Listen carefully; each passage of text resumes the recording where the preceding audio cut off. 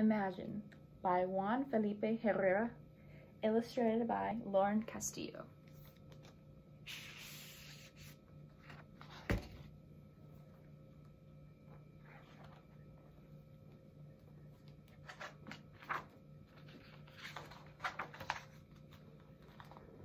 If I picked chamomile flowers as a child in the windy fields and whispered to their fuzzy faces, imagine.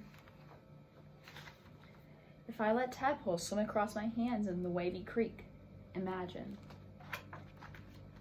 If I jumped high up into my Papi's army truck and left our village of farm workers and waved adios to our amiguitos, imagine.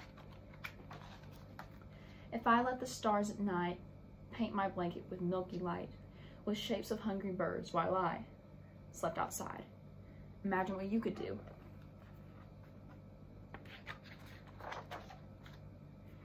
If I helped Mama feed the hopping chickens and catch the crazy turkey in the front yard of our new village, imagine. If I walked through the evening forest at the top of a mountain with a silvery bucket to fetch water from the next town, imagine. If I moved to the winding city of tall, bending buildings and skipped to a new concrete school I had never seen, imagine. If I opened my classroom's wooden door, not knowing how to read or speak in English, imagine. If I practiced spelling words in English by saying them in Spanish, like pencil for pencil, imagine. If I collected gooey and sticky ink pens because I loved how the ink flowed like tiny rivers across the soft paper, imagine. Or if I grabbed a handful of words I had never heard and sprinkled them over a paragraph so I could write a magnificent story, imagine. If I stood up in a school far away from where I lived and sang for the first time in front of a class, imagine.